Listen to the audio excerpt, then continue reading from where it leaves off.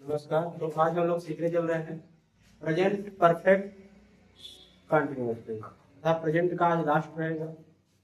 इसकी पहचान क्या होती है? रहा है, रही है, रहे हैं, रहा हूं। ये तो रहेगा ही, क्योंकि ये प्रेजेंट कंटिन्यूअस टेंस में भी ये रहता है, लेकिन इसमें थोड़ा सा डिफरेंट नहीं रहेगा। इसमें समय भी दिया है। क्या दिया रहेगा भाई? समय। समय भी दिया रहता है।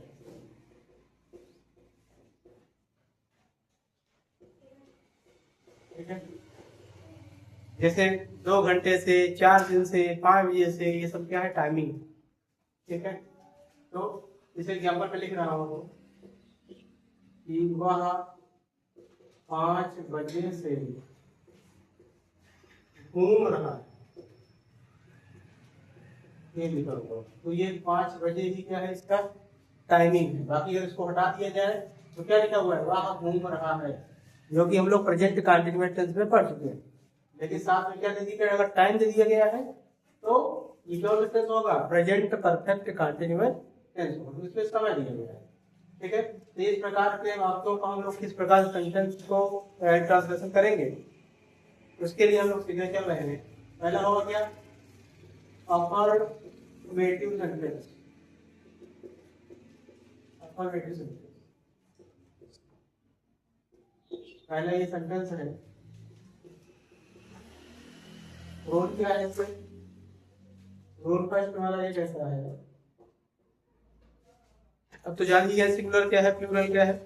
यानी कि ही, सी, इट तथा एक वचनकर्ता के साथ हम लोग क्या लगाएंगे? हैज बीन लगाएंगे।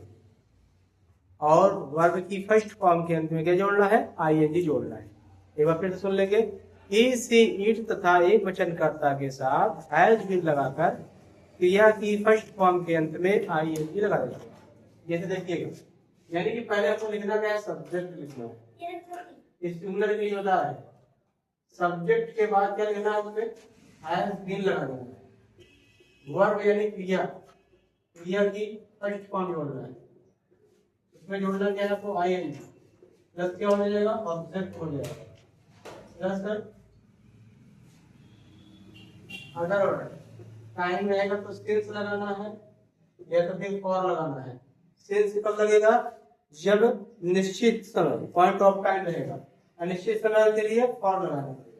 प्लस क्या हो जाएगा? टाइम। ये ठीक है। एग्जाम्पल देखने की तरीका है। तुम सुबह से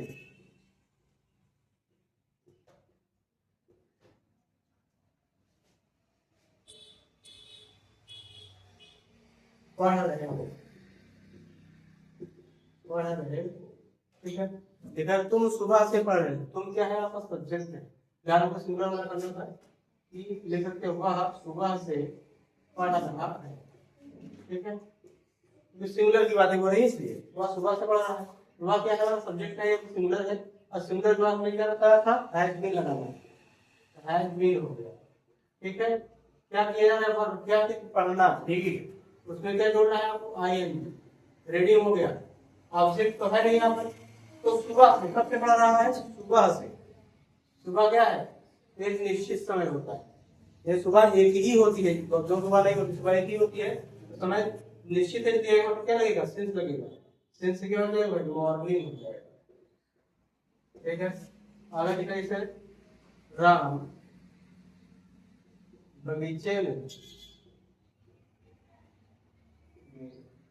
ठीक है, राम बगीचे में 3 घंटे से गीत गीत गा रहा,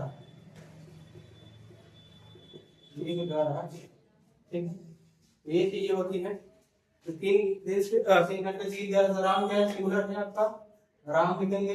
राम के बाद क्या हो जाएगा? हैज बीन हो जाएगा। ठीक है, गाना होता है, सिंग वाले गाना होता है, आई जोड़ेंगे, सिंगिंग हो जाएगा। कोई एक बार में एक ही गाना गाएगा, यानी कि ए सॉन्ग हो जाएगा।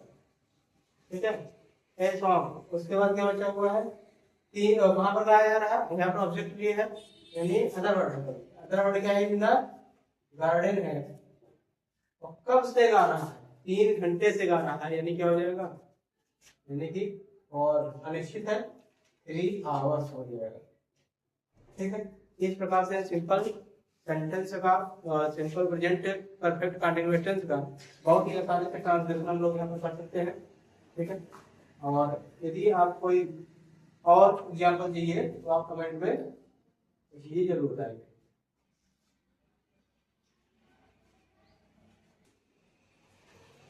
इसी प्रकार से रूल नंबर 2 क्या है हमारा, कि सब यदि आई वी यू दे बहुवचन करता होगा उसके साथ हम लोग क्या लगाएंगे भाई, हैव बीन का प्रयोग करेंगे। यानी सब्जेक्ट लिखना है, हैव बीन का प्रयोग करना है, क्रिया की फर्स्ट फॉर्म में आईएनजी जोड़ना है, फिर ऑब्जेक्ट हो जाएगा, फिर अदर वर्ड या तो सिंस या तो फॉर, ठीक है, प्लस टाइम लगा दिया।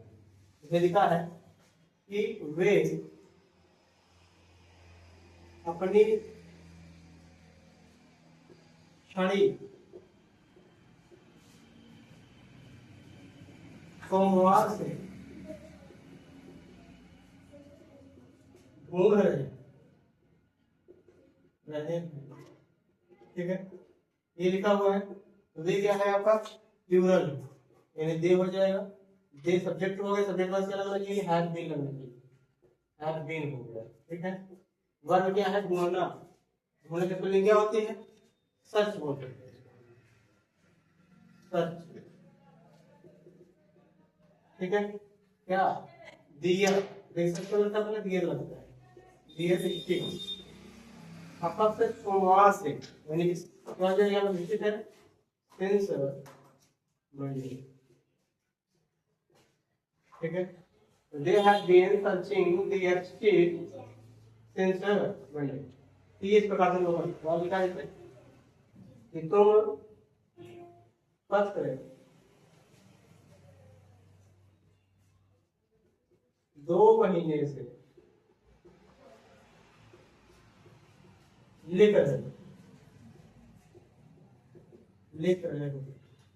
तो ये वाला लिखा है 2 महीने से, तो क्या 2 महीने निश्चित है, इसलिए नहीं निश्चित है क्योंकि महीना 12 होते हैं, 12 महीनों में जनवरी फरवरी मार्च अप्रैल ये सब होना चाहिए। पता नहीं कौन से 2 महीने, जनवरी से मार्च तक या मार्च से अप्रैल तक, कहां से कहां तक बात हो गई, क्लियर नहीं है भाई। ये हो जाएगा आपका अनिश्चित, यहाँ पर पर का प्रयोग होगा, यानी यू सब्जेक्ट के लिए, सब्जेक्ट बाद हैव बीन, क्या होता है राइट में लिखना होता है, राइटिंग हो जाएगा, क्या आएगा 2 महीने निश्चित नहीं है, मतलब फॉर 2 मंथ।